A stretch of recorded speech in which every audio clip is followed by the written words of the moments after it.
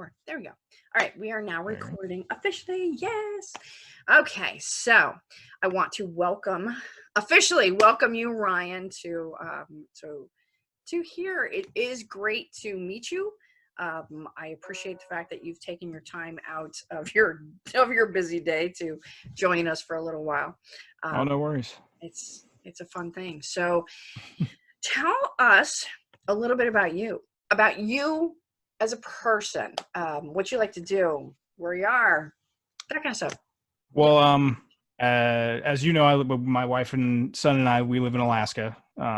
Our biggest time, I don't want to say waster, but our hobby would be just being outside with the dogs and going on hikes and stuff like that. Especially during these kinds of times, it's real important for us to be outside and get the sunlight that we haven't had for the last 8 months.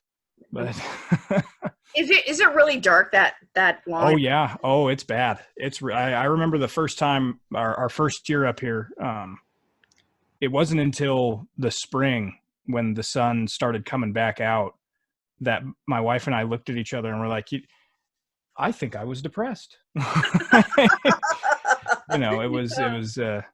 It's shocking the first year. And then even in the summers, it's crazy in its own way because the sun never goes down. Uh-huh. We used to live a little bit further up north and we owned a property and I had to clear trees and I was in the mode of, clearing trees, burning branches and stuff. And I just got into a groove, looked down at my watch and it's 12:30 at night. And I'm like, oh gosh, I have to go to work in the morning. Like, what happened? I can't imagine that. I've never always wanted to be in Alaska, but never had the opportunity to go. So I'll do it if you can. Yeah. Come in the summer. Someday we will. My daughter said that she wanted to do that on her graduation. She wanted to take a cruise up to Alaska. I don't know if we're doing any cruises anytime soon. Yeah, I know this year all the cruise companies have canceled their Alaska cruises. Yeah. Which is really rough for some of those towns down there with their tourist industry. The smaller towns, it's gonna hurt them probably a lot. Absolutely. I totally believe that. I mean, our vacation, we're supposed to be going on vacation here soon, but we're not doing that. Hi, Carol. I see you just joined us. Okay. So your son's name is Henry, correct? Yes. Okay. Okay. So now we know about you as a person. Let me ask you a question. How old are you? I'm 24 years old. Yeah, you're so young. My son is older than you. Okay. So yeah, you could be my kid. Okay. Yeah, I get that for most of the people that I work with. Oh, that's okay. That's okay. And I'm impressed. Now, you told me the other day you're a staff sergeant. You are in the Air Force, and thank you very much for your service. I personally greatly appreciate your thing. Now, tell us about your history with the Air Force. How long have you been in? What kind of things do you do? Where have you been? As for how long I've been in, this September will be 6 years. I actually re-enlisted at the end of last year for another 6. And when I enlisted in the military, I enlisted in the Air Force as a pararescueman, which is spec ops. And it's really cool and sort of all sorts of fun. But I was an operator for all of maybe 5 minutes till they found out that I was colorblind. And then they kicked me to a different basic training flight where all the nerds go, and they made me intel. Okay. They sent me to Monterey, California, which is actually where I'm going to be going back as a teacher. But they taught me a foreign language, and I'm a cryptologic language analyst with the Air Force. Well, but then after that, I came up here and just doing my intel job. That whole crypto thing, my son is doing the same thing, but he does the technology maintenance side of it. So I understand when you said, "Oh, it's all classified and high security levels." I'm like, been there, done that, had the security check done on me because they had to check out us and everything else. We had everybody knocking on our door going, we need information. I'm like, well, let's see. We're both cops. Does that help? So, It should. It should yeah. help. Yeah. Usually when people ask what I do, if I don't feel like getting into it, I just say I do this. I say I narrate, or I, make something up that's they don't want to hear about. Like I'm a florist or something. I don't know. One of my really good friends that she was a cop too at the same time. When we used to go hang out at the bar and the guys would come hit on us and stuff, they're like, well, what do you do? And I'm like, well, I'm an author. And she's like, I'm a garbage man. And they always thought she was a garbage man, let me tell you. So, okay. So you mentioned the narration. How long have you been narrating? And what brought you to that? So that's actually a funny story. It's I think I've been narrating since 2018, maybe 2017. But what brought me to narrating, I was actually watching House Hunters with my wife. Like, no joke. And it's, one of those things where it's one of those episodes where this couple, like, I'm a butterfly collector and I'm this and our budget's $2 million. Like, it was one of those. But what the husband did was he narrated audiobooks. That was his thing that he did at home, but he narrated textbooks. Uh-huh. And the big thing that they needed to find in their house was a place for him to record. And I'm watching this and I'm watching what he can do, like all his stuff. It was like, heck, my parents and everybody I've known has always told me I've got a face for radio. Like I could, why not? I could try it. And then I found a little online course because I just Googled, how do you become an audiobook narrator? Little 1 week long course that taught you how to use, how to set up a microphone and how to use Audacity and create audio files. And it actually introduced me to Audiobook Creators Exchange. And that's when I started. And it didn't really take off until I auditioned for your book. I've done several little small books and little novellas, but I never really have, until Mission Believe, I didn't really have a real good book. So when did you do your first book? How long have you been doing it? 2018 probably is when I did that first one, 2018. What's your favorite thing about it, about doing narration? You know what, when I think about audiobook narration, because like my whole childhood, I would listen to the Harry Potter audiobooks and the Lord of the Rings audiobooks. And those two narrators, Jim Dale, who narrates the American version and of Harry Potter, and Rob Inglis, who does all the Lord of the Rings series, they just dive into each character with no fear. And I don't know necessarily that I'm there yet, but I feel like I have that capability and I'm working towards it. And I enjoy seeing the progress, I have to tell you that you've grown a lot just working with me on these books. And on these two. I appreciate that. I have asked a lot of you. I definitely have asked a lot of you. So what do you not like about it besides annoying authors that give you a hard time? No, it's your project. You can be as annoying as you want. I'm just a tool in the machine here. But it's I think honestly my least favorite part is my recording setup. Not my technology. I'm literally in a closet. Not going to lie to you. I don't got ventilation. I don't have a window. But I mean, it's soundproof and it's got all the stuff I need. It's just, it gets real hot and I'm sitting there and I'll record a chapter and then I'll have to go like stick my head in the freezer and sit there because I'll start overheating and it's, but that's probably because the process I like the process. I like recording and I like editing the audio files. I feel like I learned something because halfway through Mission Believe, I switched from Audacity over to GarageBand, and I still feel like I'm learning new things about the program every time I'm editing something new. So, well, that's good. That's good. Mm-hmm. Okay, when you first auditioned for Mission Believe, what were your thoughts when you actually saw that audition and read the blurb about it and stuff? What did you think about that when you first saw that? I really liked the premise. I really, being a military member, I identify with military stories because I either live them or I know people who have, or I see it happening. and I really, it's weird. I was drawn to the fact that the main character, Shane, is an amputee. My dad's a below the knee amputee, so I'm very familiar with all the terminology surrounding it, all the aches and pains of dealing with prosthetics, and I just felt like I would be a good match for conveying oh man, these legs are a pain in the, like I understand. Like, I've been not dealing with it, but seen it for, the past 15 years. And, well, let me ask you a question now that I know that, because I didn't know that. That's new information for me. mm-hmm. You never told me that. Do you think that I portrayed it good in the I think you portrayed it very well. Yeah. Okay. I think you portrayed it very well. Cause it is a pain in the butt. That's one of the things my dad, would talk about all the time, at least for the first few years, is the phantom pains, Mm-hmm.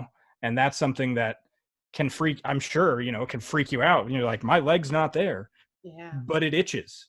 Yeah. Why does it, Right. And it's just got to be infuriating. And I know it, he always had a positive attitude about it, because his amputation reasons were different, and he was better off without the leg. Mm-hmm. So he actually improved with not having it. But well, that's good. Good. Well, that just makes it more awesome. I mean, mm-hmm. that you did that, and that makes me feel good to feel that I portrayed that. Oh yeah, yeah. So good. When you first did that interview or the audition there, do you feel like you identified with Shane there? I mean, that you liked him, that you thought, well, this is a really good character? Or you think this guy's a schmuck? I didn't think he was a schmuck. No, it's very relatable to especially, I don't know necessarily at the audition where I felt this, but like when you go on to see his vision of, creating a better system for veterans, because, like the joke about the VA, it's like, to deny and delay, it's rough. Even in active service, getting like proper medical treatment can be a big obstacle. And I really appreciated that, the mission there. And I identified with parts of him, with his, probably mostly his cynical attitude towards some things, because that's just what happens when you serve in the military. But yeah. I mean, it's yeah. All right. The first time you read Mission Believe, because I know that you started working on Mission Believe, and you were a couple chapters into it, and you said, I got to read the whole thing all the way through. I did. And what did you think of it when you read the whole thing through? I'm not gonna lie, I have never been a romance novel person. That's not that I've like avoided it, but not your thing. I started reading it, and I would read it because you sent me the manuscript before you sent me that paperback, and I'd read it on a downloaded Word copy, and I'd be sneaking over to my low side at work to read more, because I couldn't stop. I wanted to know what happened next. And, it was a very good story. It's just gripping, and I was ready for the next one. I was ready. Come on. Well, that's why I wrote the next one in 5 days. It was kind of that was nuts. That was nuts. I couldn't help it. It just exploded out of me. I was so into it. And I kind of have this itch for mission repair, but I'm like, I have too many other projects. I have to do. Like, it doesn't release until November. Relax. Yeah, you've got some time. What stood out the most for you in Mission Believe? That the parts that really stood out the most for you? And this one we can. Everyone here has read it. I know the people that are in here have. Yeah, there's not. Yeah, so not going to be spoiling anything for anybody. You're not going to be spoiling anything for Mission Believe. We're gonna talk sideways for the next one, but. Try to think what stood out for me. Are you thinking like my favorite part of the book, or? Yeah, what was your favorite part? And I'll preface it by repeating again the fact that I've never been a romance novel person. But I really, I found it very satisfying, and it was almost like the completion of a harmony when Shane shows up in New York in his in his class A's, that, was just a real victory moment, even though there was a whole bunch of, gut wrenching crap about to come around the corner. That was a real, Yeah. I really liked that part. I love that because, it showed Shane's like, okay, he's making a commitment to this and he's going to do this. And you're right. A lot of people have said that these books are more than romance. Yes, there is a romance, and Believe had more of a romance to it than Accept does. Yes. But it's still there. It's still. It is definitely there. But it's not the focus. It's just about people's lives. And that's I think. And I think that's why it's so gripping too. It's so like just pulls you right into it because you're not necessarily distracted by all the the dirty little details. You're getting into who these characters are, and that's awesome. What series or what part of the book did anything in there make you emotional?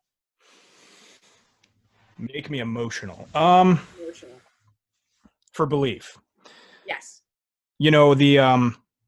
There's a chapter towards the end, like I was just talking about, the further coming gut wrenching stuff. When Lauren has her, it depicts her flashback while they're going through the alley. It's nothing about what happened to Lauren, like, has ever happened to me. So I don't have that kind of an attachment to it, but just when you have some sort of an experience that triggers a flashback like that, that's so vivid. Like I have that kind of stuff. And, I know I have friends who have it.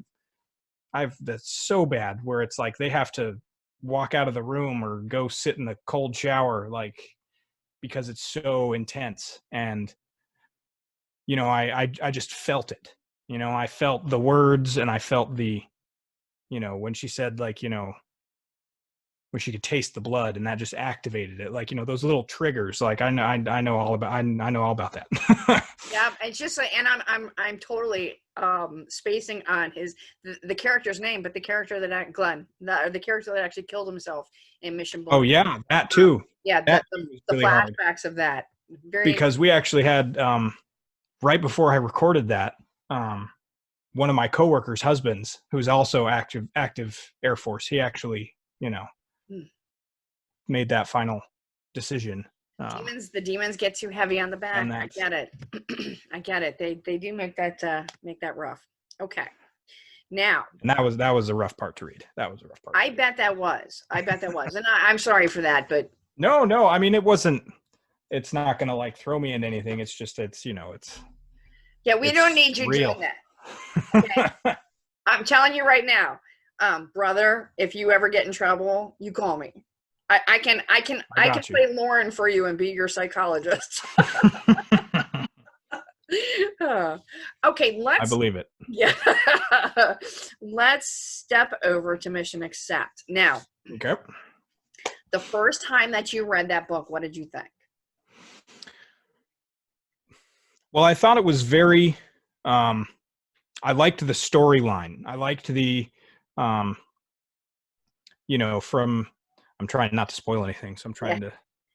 The homeless aspect of it. The homeless aspect of it, that struggle, that deep pain that is otherwise unnecessary, but you just have to live with it, and I really identified with the fact that he's I don't know if it's secret that he's a Navy thing. No, that's not a Navy SEAL. That's not a secret. Okay. I don't want to spoil anything. The fact that he's a SEAL, because my cousin was a Navy SEAL. So I know all about everything that they do and gone through and like all that stuff. So I was able to know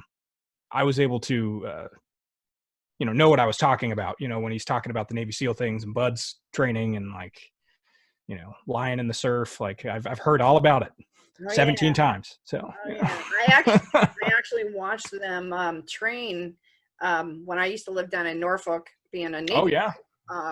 They were in Little Neck, and which is tiny base next to Norfolk in Virginia Beach, and I actually saw them train one time because I was on the base.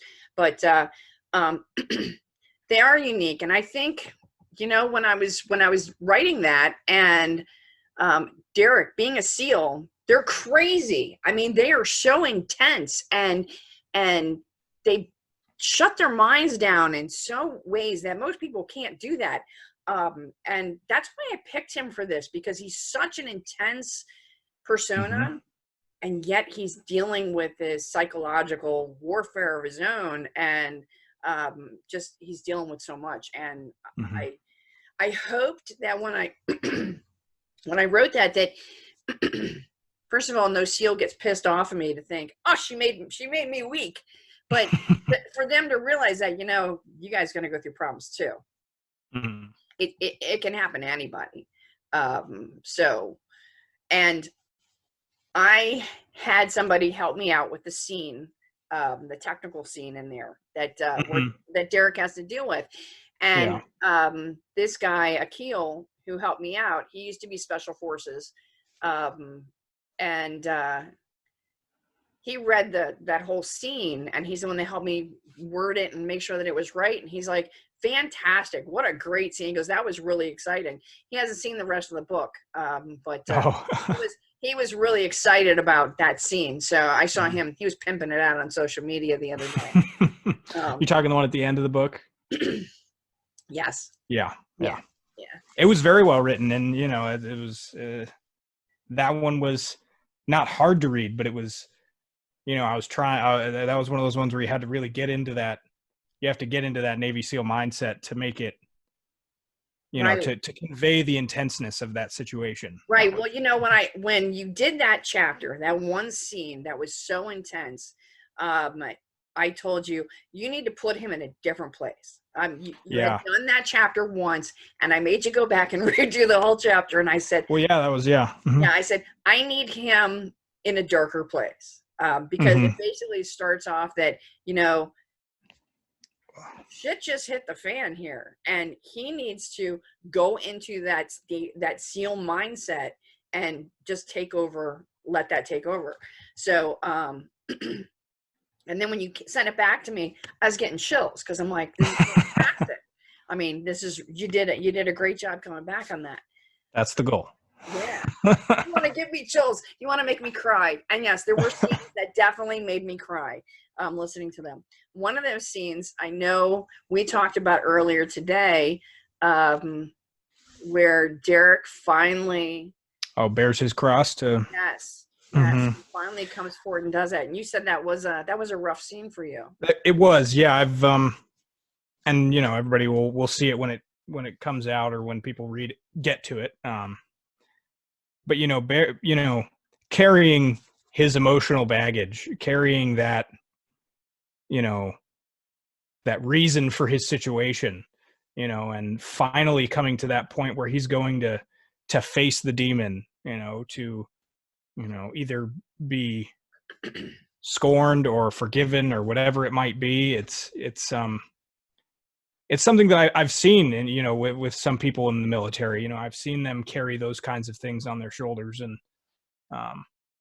to be able to write in such a, you know, bravo, well laid out scene, what it would be like to actually get that off of his chest. That was, I have to tell you that when I wrote that scene, I cried. I mean, I can imagine. I wrote that scene, I would cry. I would get really emotional with that one. So, and the people, my ARC readers that have already started reading that and have gone through it, they bawl during that scene too. I mean, it definitely, everyone has said, I don't know if you saw any of the reviews for the new book yet, but everyone says it's more emotional in the first one. This one really, really gets them. They just find it a lot more emotional. And I think it's because the strongest person that you could possibly think of is breaking down. And then there's such a change, because everybody hates Dana at the beginning of the book. Everybody, I didn't like her. I didn't like her at all. I will say, I think I did a good job on that part. I think on her at the beginning, I'm a little bit proud of that. I'm a little bit proud of that. That was funny. And you know what? I'm going to play just a couple little clips. I know from. Oh gosh. that before we get into something else real quick. But let me see. I have to key this up real fast and find I will tell you, I'm one of those people where I do not like the sound of my voice. So if I make faces, it's just because I don't like the sound of my Nobody voice. likes the sound of their voice. I know. Nobody likes the sound. Okay, let me get this keyed up here. And okay, I got to find the time. This Chapter 4. Whoop, there you Shane. go.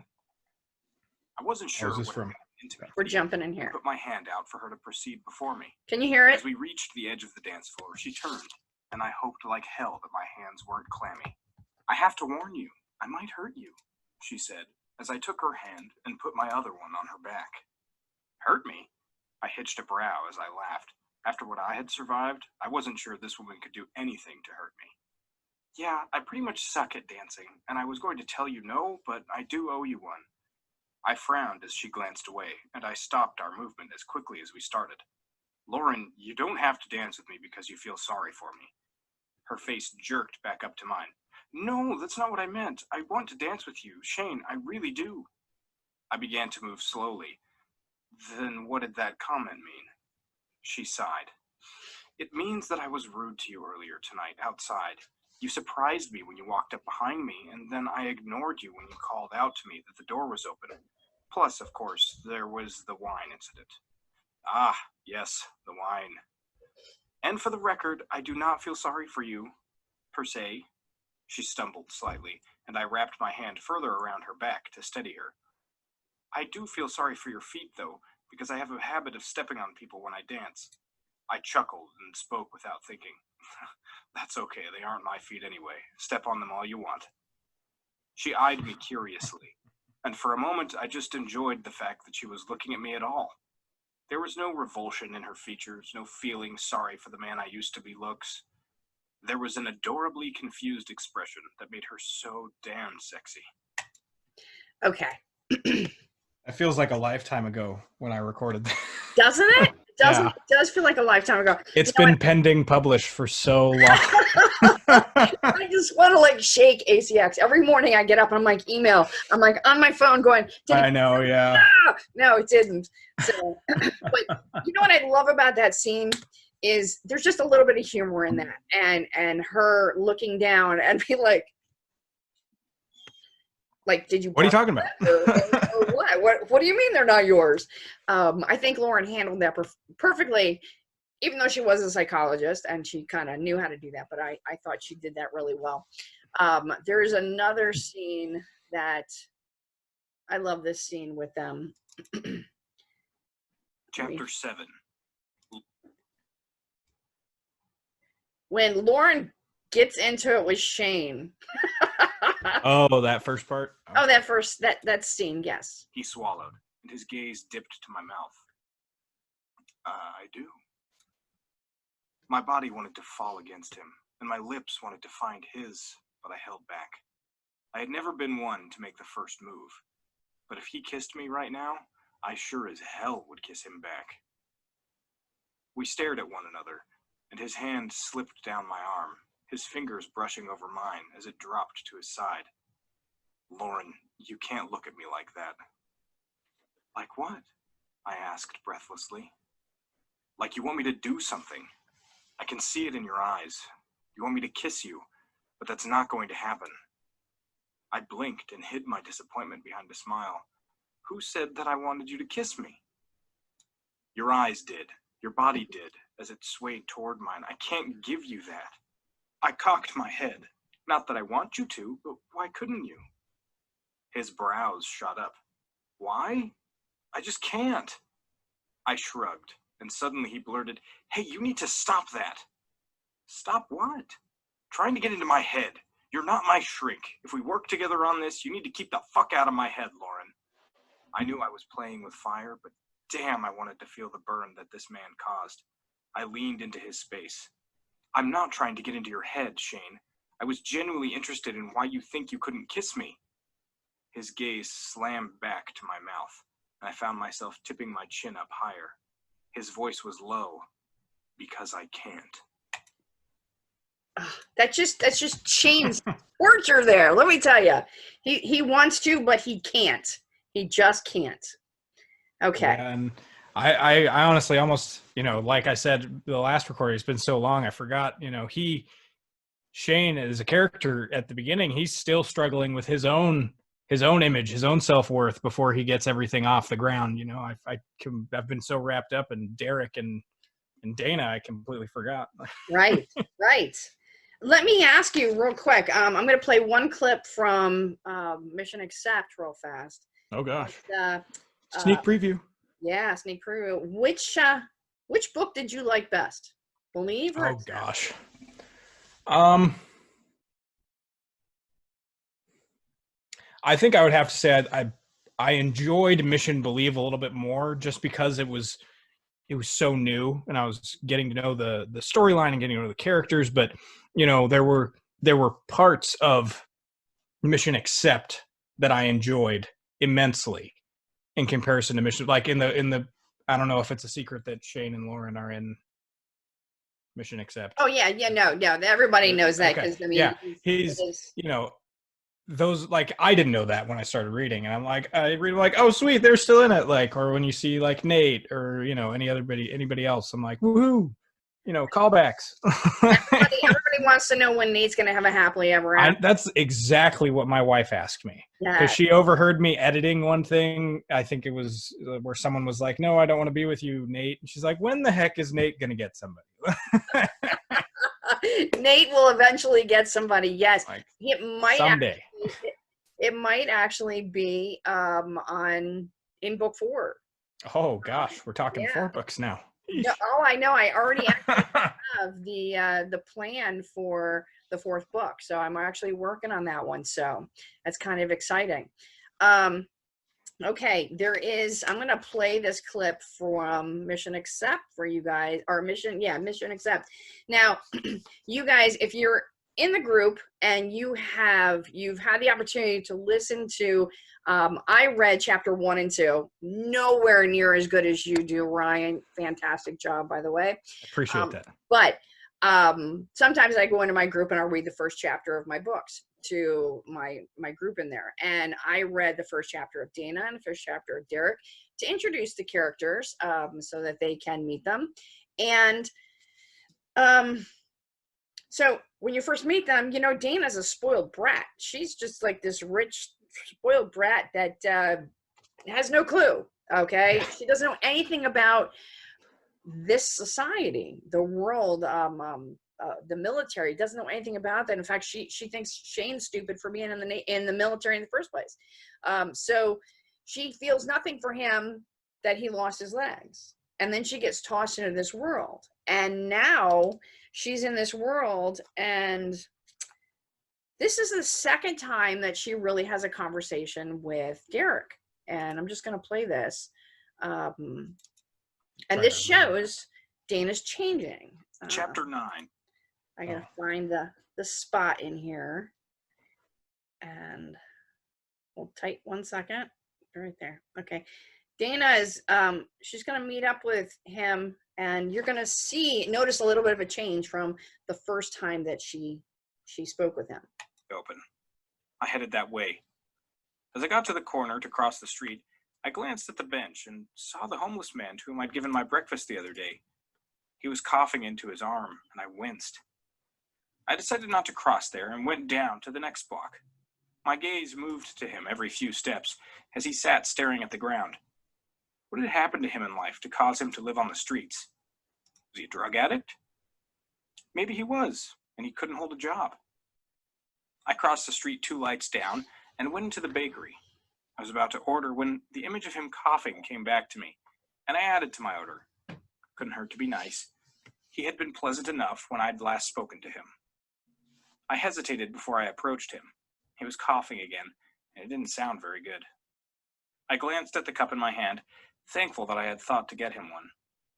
I stepped up to him and held the cup out as he lifted his gaze calmly to me, squinting slightly in the early morning sun over my shoulder. Sounds like you could use something warm to drink. He stared at my offering and then reached for it. His hand was large, but his fingers were long and thin. I could imagine a hand like that playing the piano. Thank you, ma'am, he said in a husky voice. I could use something warm to drink. I'm sure you would prefer a strong cup of coffee, but I thought maybe tea with honey might soothe your throat a bit more. He glanced up, and the skin around his eyes crinkled as if he were smiling. He had kind eyes, even if the rest of him looked dangerous. I appreciate that. I haven't had tea in a long time. After he took it, I hesitated. Would he think it weird if I took a seat beside him? Maybe he would, but I didn't much care then. I shifted to the other end of the bench. Do you mind if I sit on your bench? He chuckled slightly as he removed the lid from his cup, the steam rising, and he leaned forward and inhaled it languidly. It's not my bench. Make yourself comfortable. I guess it's not. That whole bench thing is like a joke through the whole book. They're constantly talking about it's my bench and you sat on my bench, and no, it's not my bench. And so I kind of like it, but you kind of get that sense right there is that's when Dana is just starting to make the change.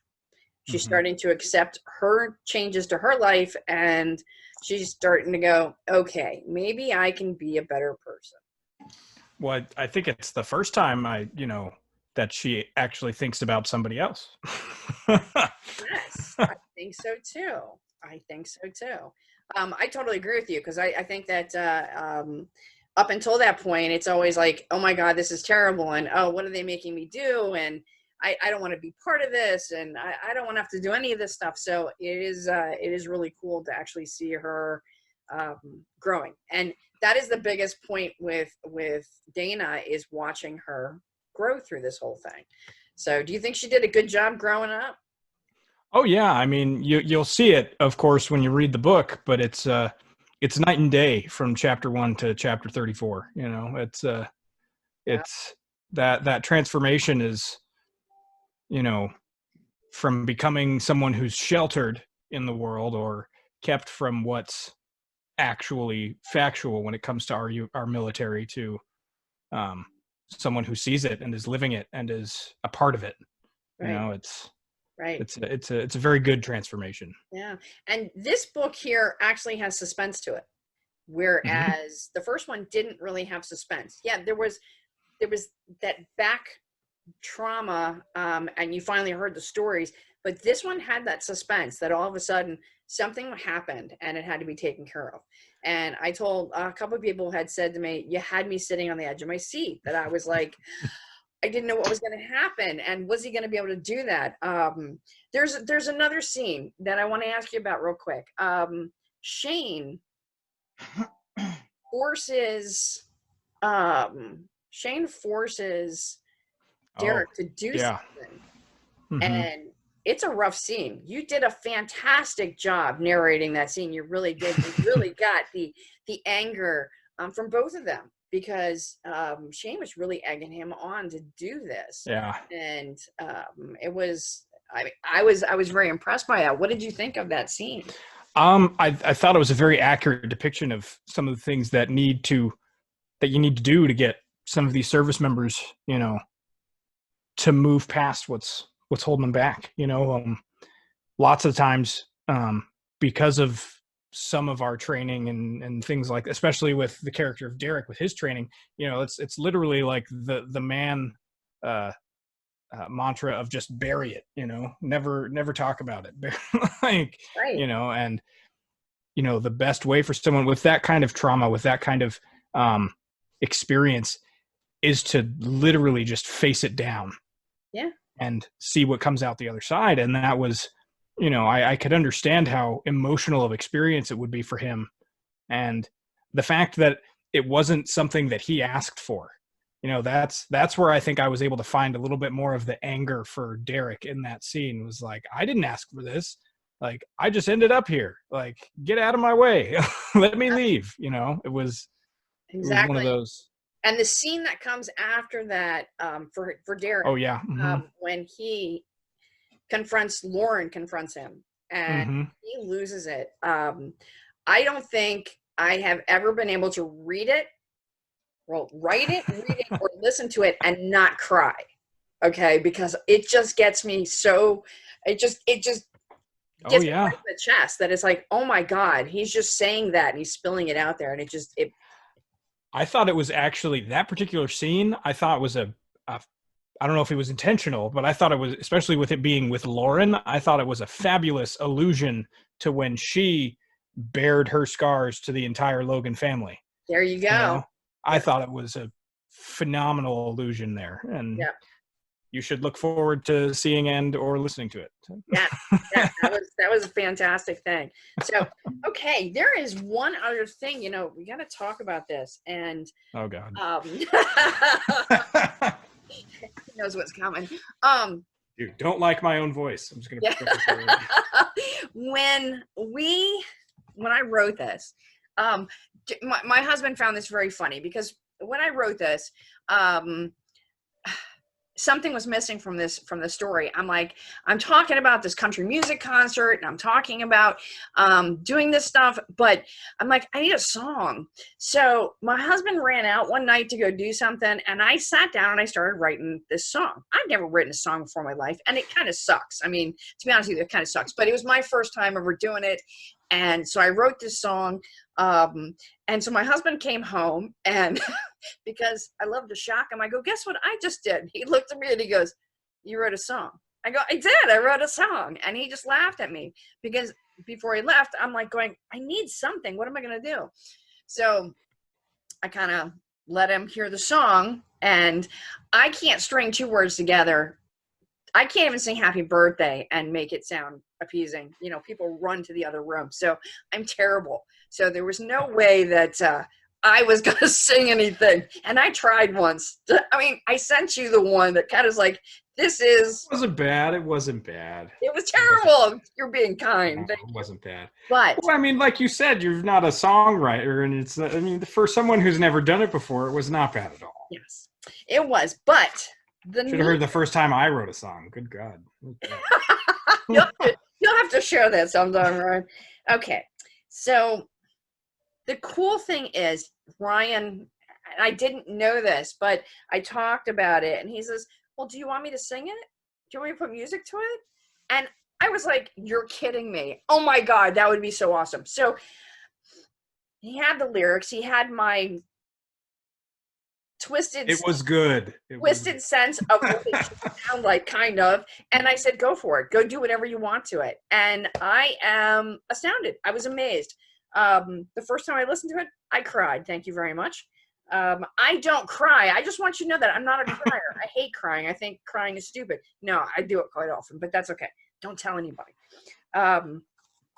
But it's kind of cool. So I have the song, and I'm going to play that for you, but I have a video to go with it. So in a second, I'm going to share. Guys, bear with me for a second. I'm going to actually share my screen, and we're going to do this. I'm going to share it. So you guys see my screen here, and I got to find my folder again. Is that it? Yep, there it is. Okay. Can you hear it?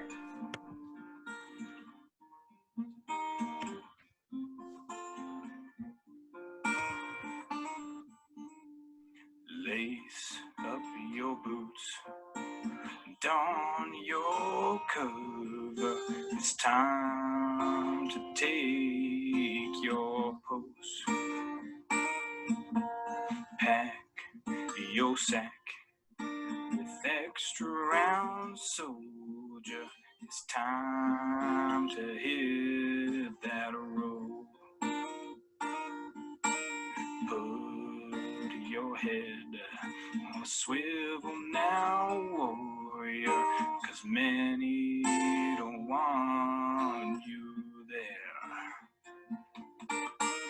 Help your wounded and carry your dead, for it's time to bring you home.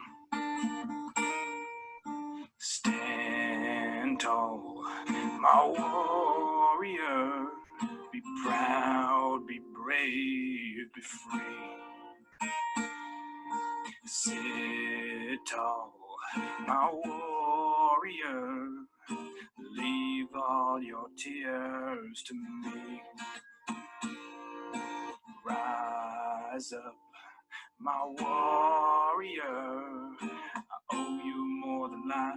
Rise again, my warrior, with love, with strength and pride. Cast aside dreams and forget those nightmares. It's time to return to your life. Fear not those shadows or what's behind you. Believe we have your back. Share your pain and support your brothers, 'cause we need you all at our side.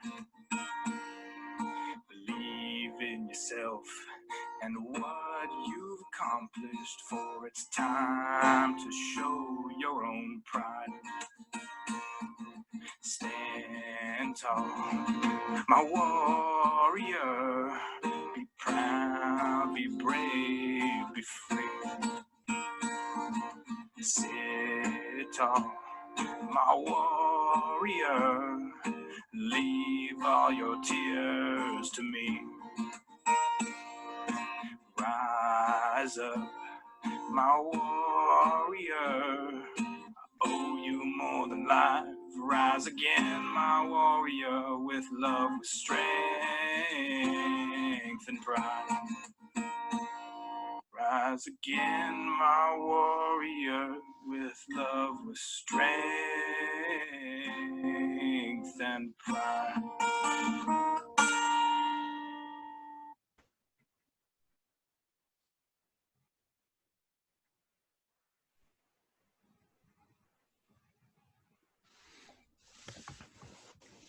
All right. What did you think of that?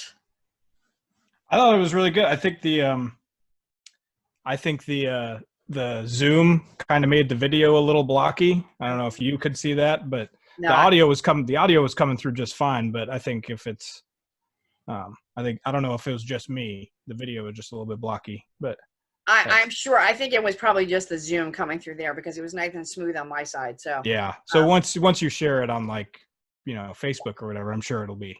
Yep. Once kosher. I actually upload the video, it'll be a little bit smoother to watch. But I know Rhonda saw it today. I sent it to her because, of course, I sent her everything. Here, do this. Here, look at this. Here, come smack me in the head. So she thought it was great. So I need to change that. The thing at the last part. At the end. I didn't even notice it. I totally apologize.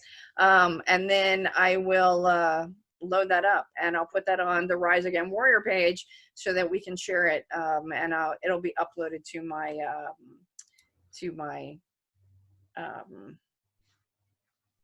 I'm sorry. I just noticed that Carol had sent a message and I didn't even pay attention to it. I'm sorry, Carol.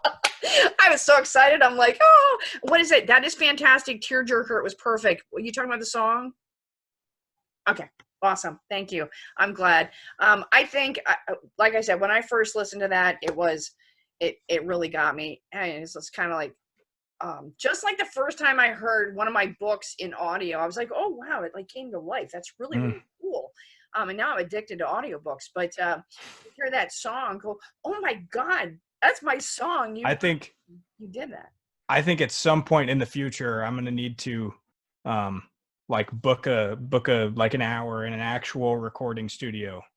Because while I do think it was good and I did my best, I think it could be better with a little bit more professional around it. on my part. And I'll readjust the video. Yeah, at some point. Yeah, well, yeah, we won't worry about that right now. I think. Okay. But that's because I look for wrong things when I do stuff. So. Yeah. I get that. Self-critical. So, okay, so I will, Ryan, do you have Dropbox? I have Dropbox? Not set up. Okay. Because I was gonna say I'd drop it in a box for you to actually look at, but you can actually see the video that way. But yeah, I don't. But I will get that fixed. Actually, I may just post this one. It does have that error, but before I publish it someplace else, nobody's gonna know, right? Yeah, doesn't bother me. You, me, we're good. I will get it fixed. So I will share that because I really am excited about that, and Yeah. I think that's pretty cool. So, anything else you want to share about the whole process or working or any of this? Just as it's been a pleasure to do so far, you know, and I'm really excited to hopefully be on the next couple books. But I give you a shout out because you're going to be helping me a little bit on the next book. There's no doubt about it. You already helped me get a premise for this by building the character, and I'm totally forget. I don't remember anybody's name. Definitely, I never remember his name. They're your characters. How can you figure that? Because I've written 70 books. I like not that. I've written like 60 books, but so I can't keep track of my characters. That's what my fans are for. I'm like, hey guys, who are you here for again? Yeah. So, but the next book is going to be a little bit different. And the way of romance is the fact that this is going to be a married couple, that he's coming back from serving overseas, and they're going to have a lot of problems and complications in their marriage.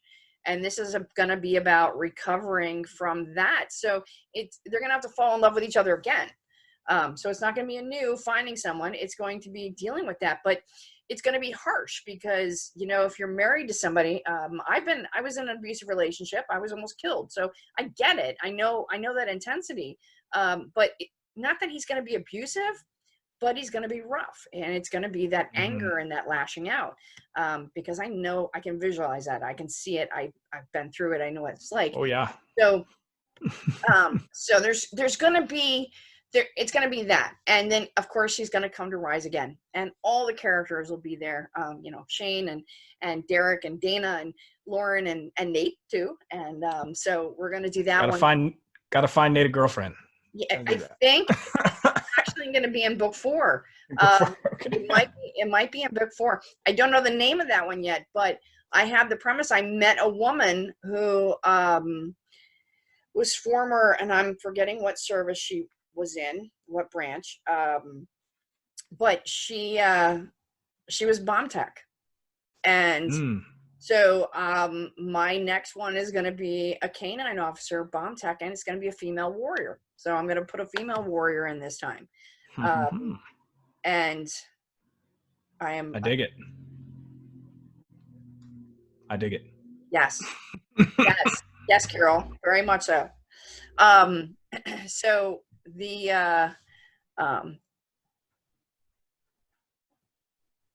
I'm reading her comment here. I'm like, yes, yeah, I like that. See, I like to brainstorm with my people. But yeah, so that one's going to be a little bit different, and I think Nate might actually find his happy ever after, or happy for now. I don't know if Nate can ever be happy, but or just beating the crap out of Nate. Poor Nate. I know, poor Nate. We'll get there. We'll get there with him, honey. But anyway, Ryan, I gotta tell you, thank you so much. Does anybody have a question for Ryan here before we go? Anybody have a question? If you do, you can type it, or I can unmute everybody. And boom. I already texted him. So Carol asked me where I was stationed. I live up in Alaska, for anybody who wasn't here for that part. It's always sunny right now. Tell you that much. Always sunny. One of these days I will get there. I want to see that out. Rhonda, what time is it here now? Yeah. Rhonda, I unmuted you if you would like to say something. I just want to say thank you very much for your service. Oh, thank you, ma'am. Thank you for helping out with the books. It's caught a few things that I've missed. You know, I think you are a very well-versed young man, and I think that Scott has picked a better person for these books. I appreciate that. Thank you very much. When when I'm Rhonda, I'm muting you again. When I was doing the audio and I was getting auditions, I got a ton of auditions for that book. And I sent her a bunch of them. I'm like, well, these guys are pretty good, but I'm like, I keep going back to this one. And I think, and one of the reasons why was because you were in the military. First of all, you had that little bit rougher voice. You had a deep voice, and I wanted Shane to have that kind of, I wouldn't say scratchy kind of voice. A little bit growly. Yeah, a little bit growly. I needed him to be just a little bit growly and tough. And it perfect came out for him. But then, of course, you went right into Derek and Dana, and you did a great job with them too. So, but yeah, that note you sent me was, this premise really catches my attention, and I could get on board with this because I'm in the Air Force. And I was like, as soon as I heard your voice speaking, I was like, well, hello there. I was like, okay. Hey, Jill. Hey. Any questions you want to ask Ryan before we go? I might have an answer. Well, thank you for the service and what I've heard so far. I will be listening to these books. Well, that's awesome. I appreciate it. You're all going to get audio copies of this. I'm going to give you guys all audio copies so you can check out Ryan at his job. Plus, yeah. Well, thank you both for all that you do. Oh, thanks so much, Jill. Oh, okay. Okay, I think that's about it then, unless Susan, are you there? You want to say anything? I'm asking you if you want to unmute. Give her a second to see if she answers me.